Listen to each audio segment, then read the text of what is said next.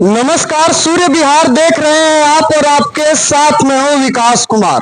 देखिए, आपको पता ही है कि बिहार में डोमिसाइल लागू करने का ऐलान हो गया है। मुख्यमंत्री नीतीश कुमार ने खुद ट्वीट कर इस बात की जानकारी दी कि बिहार में जो शिक्षक भर्ती होगी उसमें डोमिसाइल लागू करने का निर्देश जो है वो दे दिया गया है। आपको बता दें कि आज इसी बात को जो शिक्षा मंत्री हैं बिहार सरकार के सुनील कुमार, उन्होंने भी दोहराई जब पत्रकारों ने उनसे प्रेस वार्ता के दौरान जदयू कार्यालय में बातचीत की तो उन्होंने कहा कि डोमिसाइल जो है लागू करने का निर्देश जो है वो दिया जा चुका है और बिहार के छात्रों के लिए ये बड़ा ही हितकर साबित होगा। जो बिहार के छात्र हैं, अभ्यर्थी हैं, उन्हें ज्यादा से ज्यादा मौका मिल पाएगा। और वही आपको बता दें कि शिक्षा मंत्री ने कहा कि शिक्षा विभाग में जो तमाम कार्य हैं वो चरणबद्ध तरीके से चल रहे हैं और अनुकंपा आधारित जो भर्ती है उसको कराने के लिए हम लोग जो है लगातार प्रयासरत हैं।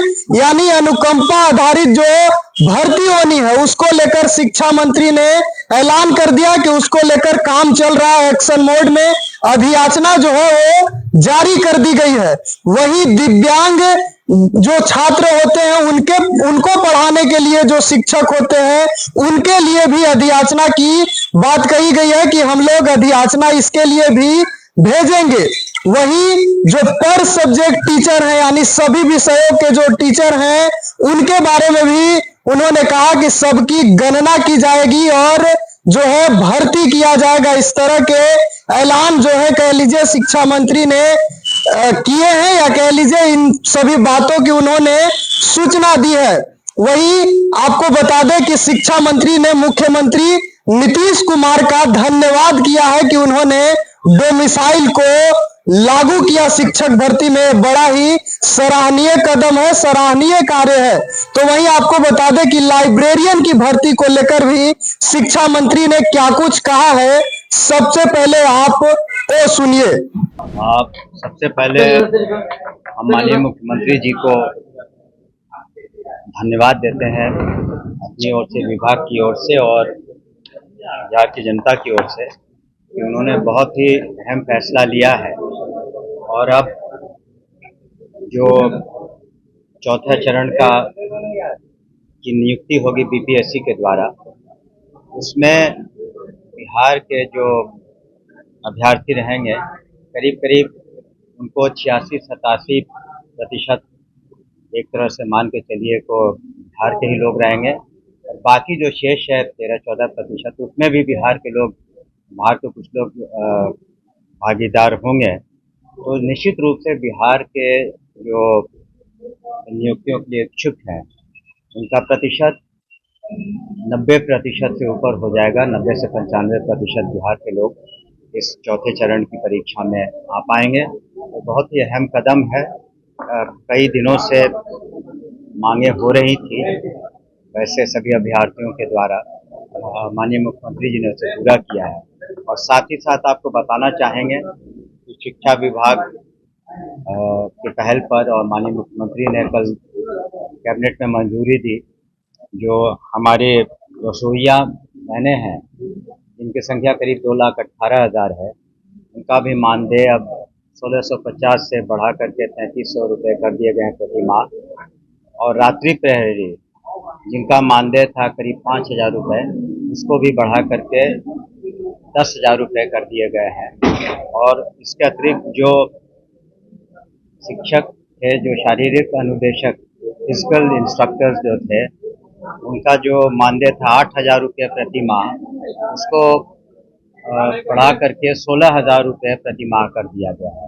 तो उन लोगों में बहुत खुशी की लहर है। और आज हमसे बात भी हुई थी, सभी रसोइया बहनें आज पटना आई हुई हैं काफ़ी संख्या में माननीय मुख्यमंत्री जी को प्रति अपना आभार व्यक्त करने के लिए।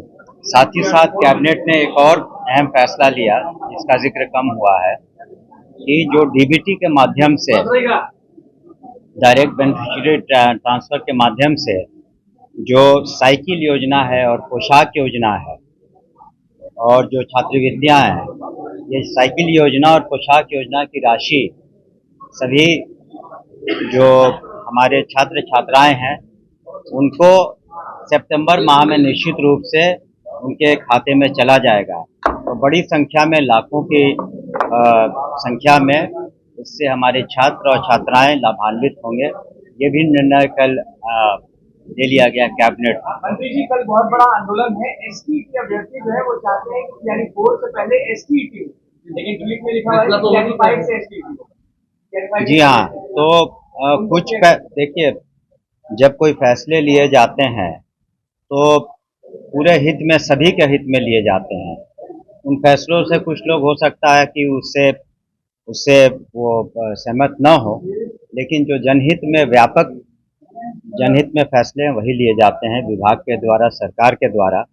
और अब तक लिए आपने देखा होगा कि बीपीएससी के द्वारा 2.5 लाख शिक्षकों की, फिर प्रधानाध्यापकों की, प्रधान शिक्षकों की जो नियुक्ति है वो भी एक ऐतिहासिक कदम है। किसी भी राज्य में इतने बड़े पैमाने पर नियुक्तियां नहीं हुई। सिर्फ हम शिक्षा विभाग की बात कर रहे हैं और आने वाले समय में हजारों की नियुक्तियां होंगी। और कुल मिलाकर सारी ये सरकारी नियुक्तियां अब तक ये 9.5 लाख से ज़्यादा हो चुकी हैं। तो व्यापक जो निर्णय लिए गए हैं जनहित में, उससे जनता खुश है।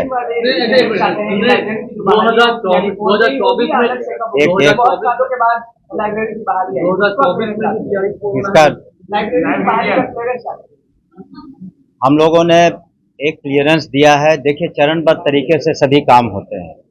अभी हम लोगों ने तैयारी कर ली है कि जो अनुकंपा आधारित जो नियुक्तियां हैं, करीब 6,421, अभी सभी लोग मानेंगे इस बात को कि जो अनुकंपा आधारित नियुक्तियां हैं वो बहुत मायने रखती हैं। वो परिवार चाहता है कि उसे कोई ना कोई आय का स्रोत हो, इसलिए सबसे पहले हम लोग इसी मंथ में कोशिश करेंगे कि अनुकंपा आधारित 6,421 नियुक्तियां हो जाएं। और आपको पता होगा कि दिव्यांग बच्चों को पढ़ाने के लिए 7,000 से ज़्यादा स्पेशल टीचर जिसे कहते हैं, विशेष शिक्षक, उनकी अधियाचना हमने बीपीएससी में भेज दी है। तो ये चरणबद्ध तरीके से हो रहा है। लाइब्रेरियन हो, अन्य हो, तो एकाएक इसमें काफ़ी काम करना पड़ता है। इसमें आरक्षण का मुद्दा है, पूर्व में कितनी वैकेंसीज है, वर्तमान में कितनी ज़रूरत है।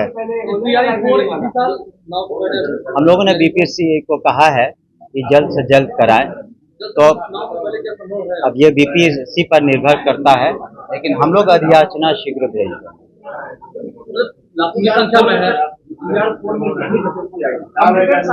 अभी हम लोग तैयारी और की, मेरी बात सुने, जो हम लोग वैकेंसी भेजेंगे अभी उसकी गणना हम लोग ने करीब करीब पूरी कर ली है कि फिजिक्स में क्या कमी है, केमिस्ट्री में क्या कमी है, अन्य विषयों में क्या कमी है, संस्कृत में क्या कमी है।